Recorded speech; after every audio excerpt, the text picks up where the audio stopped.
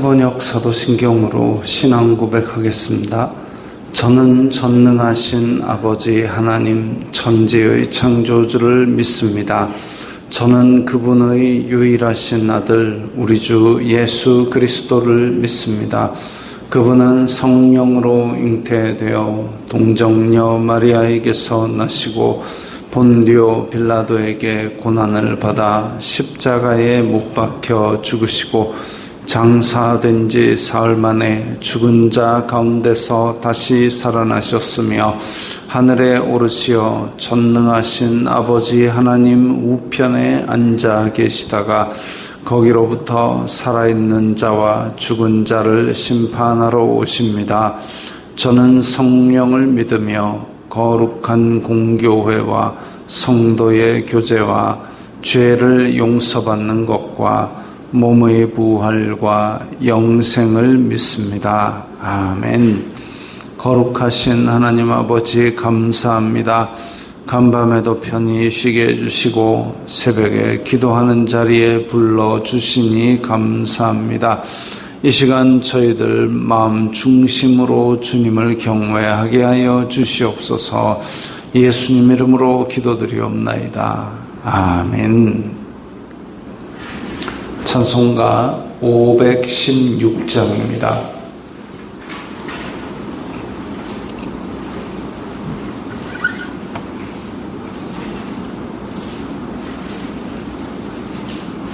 찬송가 516장입니다.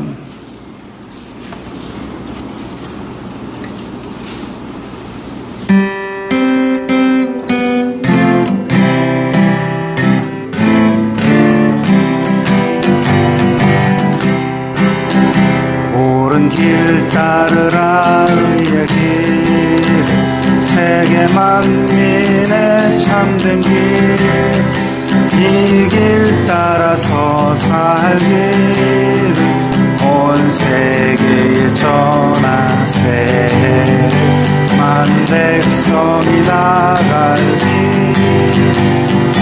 밤 지나고 동트는가 환한 빛 보아라 저기 주 예수의 나라 이 땅에 오겠네 오겠네 주 예수 따르라 승리의 주 세계 만민이 나아가 길과 진리로 참 생명 내 창검을 부수고 다 따르라 화평화 밤 지나고 동트는다 환한 빛 보아라 저기 주 예수의 나라 이 땅에 오겠네 오겠네 놀라운 이 소식 알리어라 세계 만민을 구하려 내 주 예수를 보내신 참 사랑의 하나님 만 백성이 따를 길 밤 지나고 동트는 환한 빛 보아라 저기 주 예수의 나라 이 땅에 오겠네 오겠네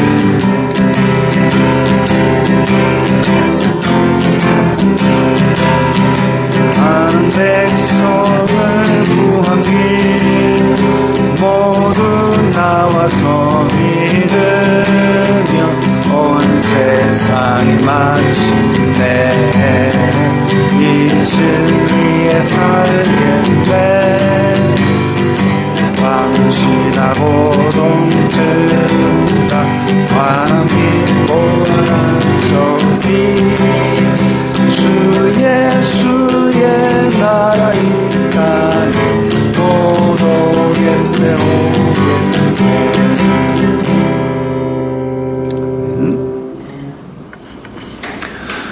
오늘 말씀은 사도행전 16장 11절부터 21절까지의 말씀입니다.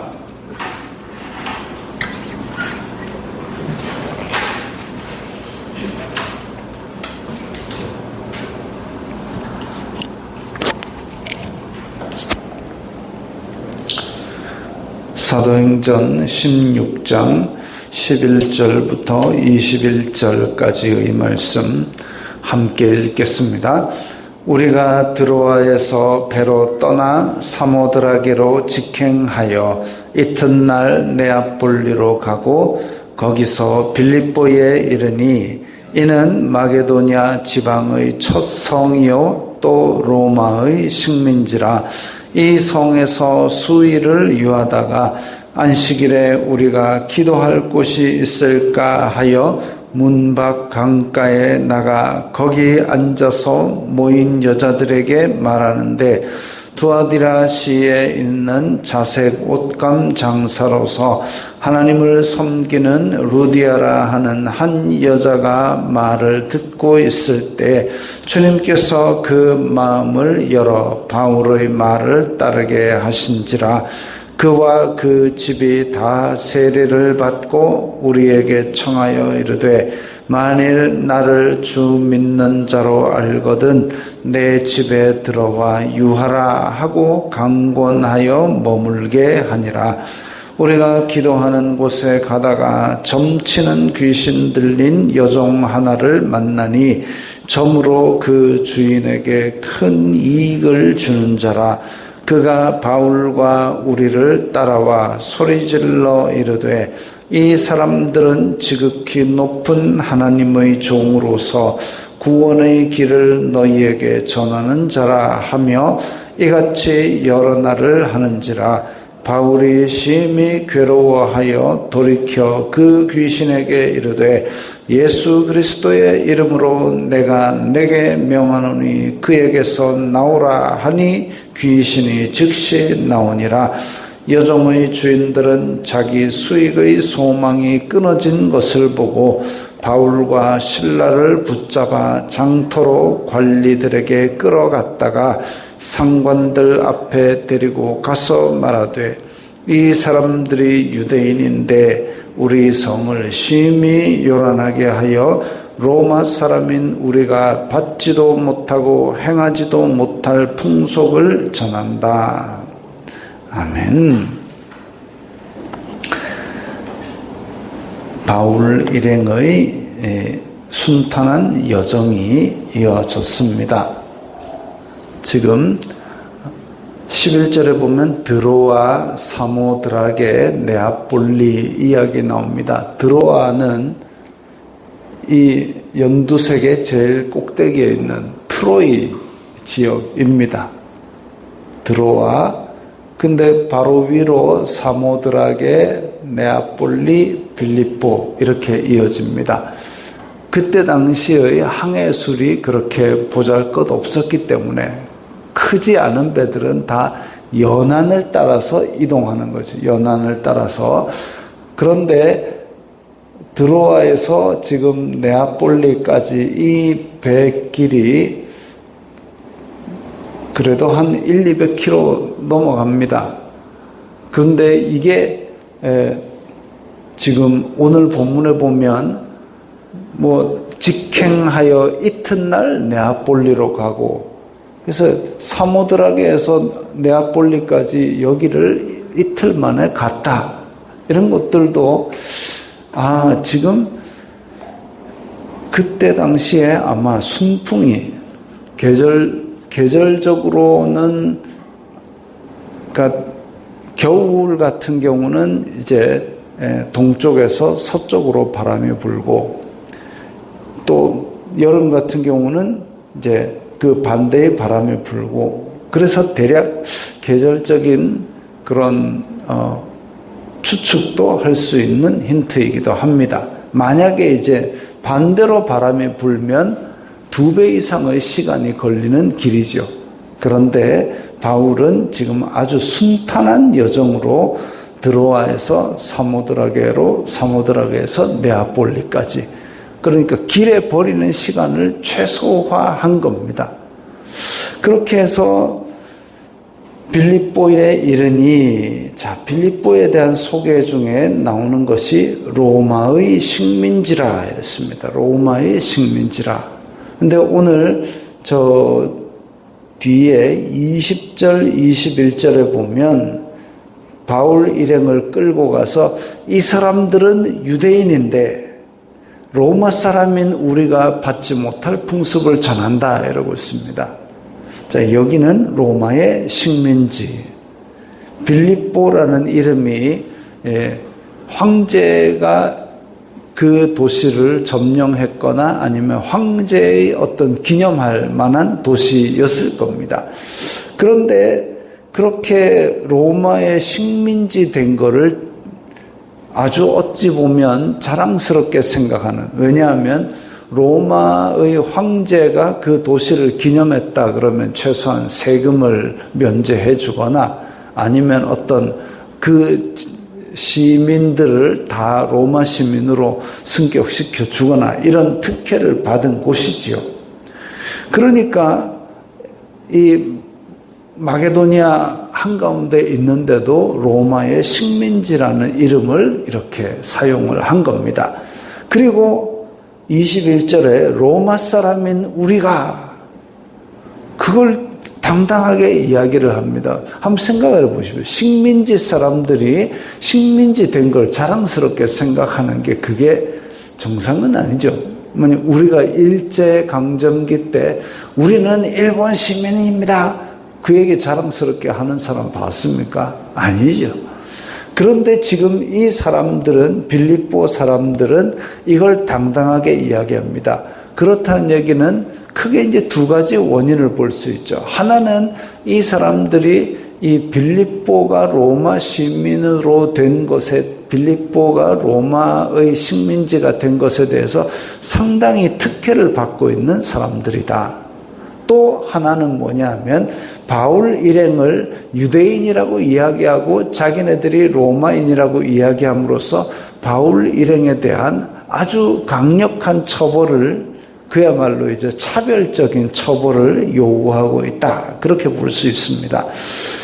자, 근데 빌립보 성에 갔더니 이제 오늘 좋은 일 하나, 나쁜 일 하나가 일어납니다. 좋은 일 하나가 뭐냐면 13절에 안식일에 우리가 기도할 곳이 있을까 하여 문 밖 강가에 나가라고 얘기했습니다. 유대인들은 가는 도시마다 자기네들의 유대인 남자 가장 10명 이상이 있으면 회당을 짓습니다. 그건 뉴욕 한가운데도 회당이 있고, 전 세계의 하여튼 유대인들이 가는 도시마다 유대인 남자 가장 10명만 넘으면 무조건 회당 하나를 만듭니다. 그런데 빌립보에서는 아마 그게 없었던 모양입니다. 그러니까 며칠을 찾아봐도 그게 없으니까 성 밖에 기도처를 찾아가는 거죠. 그러니까 유대인들이 그런 풍습이 있다라는 것을 이제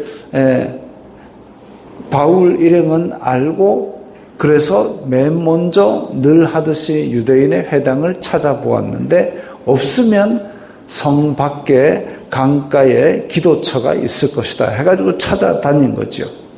그런데 거기에 앉아서 모인 여자들에게 말하는데 라고 얘기했습니다.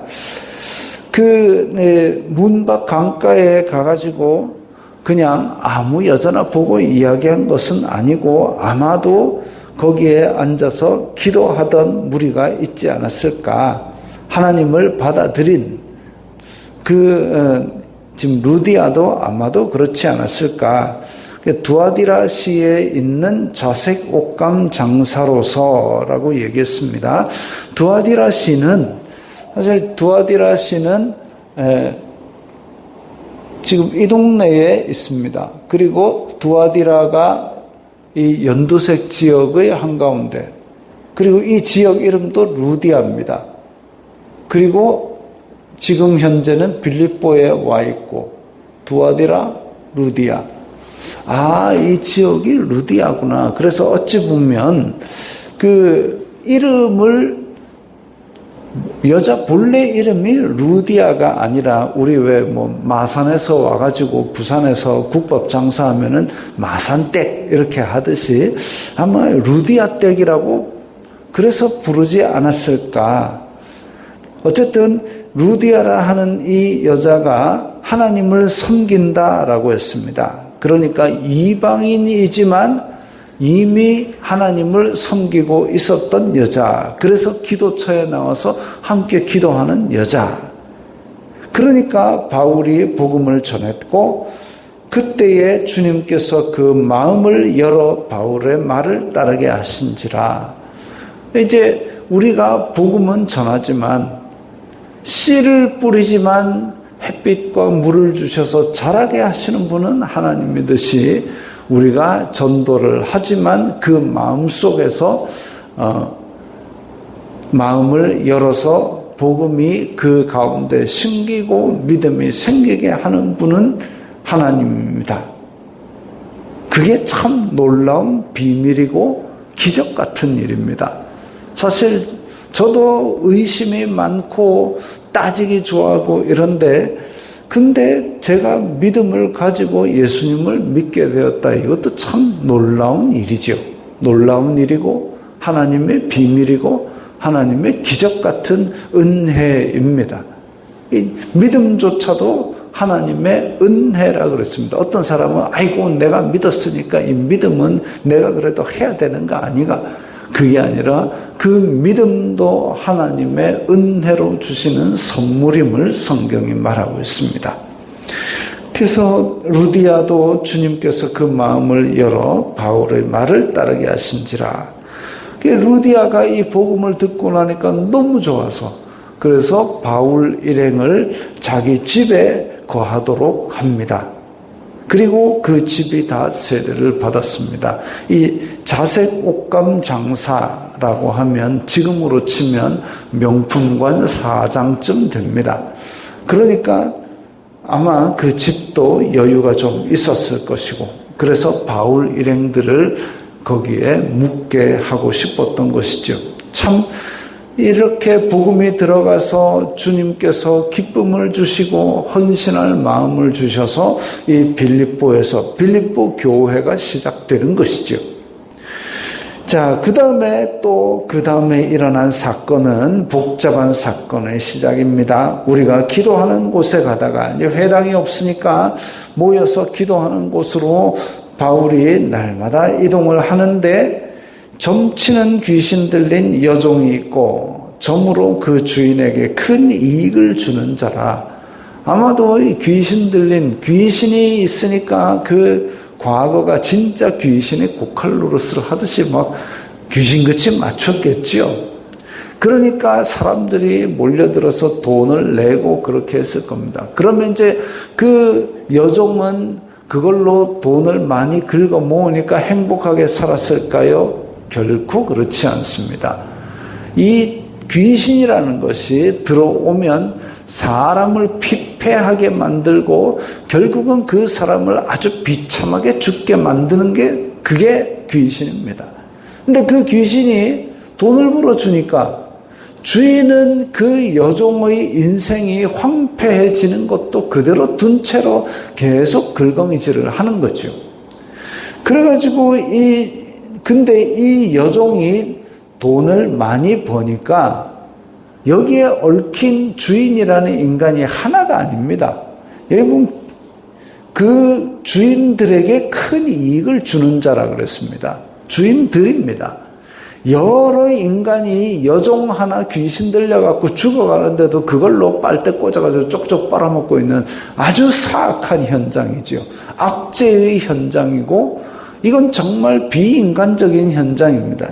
옛날에 왜 60년대, 70년대 앵벌이 그런 거 있잖아요. 멀쩡한 애를 붙잡아들고 다리를 꽁꽁 묶어갖고 다리를 도저히 못 쓰게 만들고 막 그렇게 해가지고 그래가지고 그 아이를 구걸시켜갖고 그걸로 쪽쪽 빨아먹고 이건 그보다 더 사악한 짓입니다. 영혼이 피폐해져가지고 사람이 인격이 황폐해져서 죽어가는데 그걸 가지고 이익을 뽑겠다고 주인들이 그걸 빨아먹고 앉아있는 그런 인간들이죠. 그런데 이 귀신이 바울을 알아본 겁니다. 지극히 높으신 하나님의 종입니다. 맞는 말이죠. 귀신같이 맞췄습니다. 근데 맞는 말이라고 다 적합한 말이 아닙니다. 맞는다고 다 적합한 말이 아니다라는 거죠. 우리가 지난번에도 말씀드린 것처럼 우리가 다른 사람을 위로하러 가지고 맞는 말을 한다고 해서 그게 적합한 말이 아닙니다. 모든 것이 가난, 모든 것이 유익한 것이 아니다 그랬고, 바울은 그런 옳은 말도 할 줄 알고 다 알지만 덕을 세우기 위해서 절제한다 그랬습니다. 남의 집 아기가 태어났습니다. 아기가 태어났는데 쭈글쭈글 해가지고 못생겼어요. 아이고 매주같이 생겼네. 맞는 말이죠. 맞는 말이나 적절한 말이 아닙니다. 누구나 다 알고 있어도 그런 말 하면 안 되는 거죠. 그래서 이 지금 맞는 말인데 근데 맨날 따라오면서 소리 질러대니까, 귀신 들린 여종이 맨날 따라오면서 소리 질러대니까 바울은 괴로운 겁니다. 그리고 영적으로 분별을 하니까 귀신이 소리 지르는데 어떤 이 복음 전하는 사람이 듣기 좋아하겠습니까? 그래서 괴로워하다가 예수 그리스도의 이름으로 내가 내게 명하노니 나와라, 바로 쫓아내버립니다. 그랬더니 귀신이 즉시 나오고 여종은 이제 회복이 되었습니다. 인간다운 삶을 살게 됐죠. 근데 여종의 주인들은 돈줄이 끊어졌다고 해가지고 이제 바울을 고발합니다. 이게 뭔 법을 어겼습니까? 죄를 지었습니까? 그런데 돈줄이 끊어졌다는 이유로, 자기네들의 이익이 안 된다는 이유로 지금 바울과 실라를 붙잡아가지고 관리들에게 끌고 가서 이야기를 합니다. 얘들은 유대인인데 우리가 로마 시민이 받지도 못할 걸 전한다. 이것도 위법은 아니에요. 그런데 이렇게 모함을 하는 겁니다. 그것도 우리는 로마인인데 얘들은 유대인인데 차별적으로 모함을 뒤집어 씌워가지고 하는 겁니다. 우리 성을 심히 요란하게 한 게 누굽니까? 바울 일행은 지금 기도처럼 매일 가는데 매일 갈 때 쫓아와서 시끄럽게 하고 요란하게 한 게 누구냐 하면 이 귀신 들린 여종입니다. 귀신 들린 여종으로 점쳐가지고 돈 벌 때는 자기네들은 이 성에서 요란하게 안 했습니까? 또 받지도 못할 풍습을 전하지 않았습니까? 자기네들이 했던 죄는 눈 딱 감고 있으면서 지금 돈줄 끊어졌다고 뒤집어 씌워가지고 고발을 하는 이런 사악한 사람들입니다. 여종 하나의 인생을 빨대 꽂아가지고 피폐하게 만들어 놓고 지금 또 그보다 더한 죄를 저지르고 있습니다. 그리고 궁극적으로는 복음을 대적하고 하나님께 큰 대역죄를 짓고 앉아 있죠. 이런 일들이 지금 오늘 본문에서 좋은 일 하나와 나쁜 일 하나가 이렇게 보여지고 있습니다. 우리가 복음을 들고 있을 때는 분명히 우리를 막아서는 사탄의 세력들이 있을 겁니다. 어쩌면 우리가 너무 평온하고 너무 순탄한 생활을 한다? 그렇다는 것은 사탄에게 위협이 되지 않는다는 그런 방증일 수도 있습니다. 어찌 보면 우리는 영적인 전투를 날마다 싸워가는 사람이죠. 일이 안 되고 힘들고 어렵고 이럴 때에 내가 열심히 하고 성실하게 하는데 일이 안 되고 어려운 일이 자꾸 생긴다. 아, 지금 사탄이 나를 방해하고 있구나. 성령님 도와주옵소서 하고 담대하게 우리의 바른 길로 전진해 나아가는 그런 의지도 필요합니다. 언제요? 우리가 복음을 가지고 영적인 전투의 최일선에 나설 때에, 그게 믿음의 야성이고 믿음의 자존심이고 하나님께서 우리에게 원하는 삶입니다. 그렇게 사시면서 승리하시기 바랍니다. 기도하겠습니다. 거룩하신 아버지 하나님 감사합니다. 이 세상 권세 잡은 자들은 우리를 복음을 전하는 걸 싫어하고 영적인 전투를 자꾸 벌여서 우리를 방해하려고 하지만 성령님께서 저희들을 도와주시면 저희들이 가는 곳마다 이기고 또 이길 줄 믿습니다. 저희들이 오늘도 주님의 복음으로 승리하게 하여 주시옵소서. 예수님 이름으로 기도드리옵나이다. 아멘.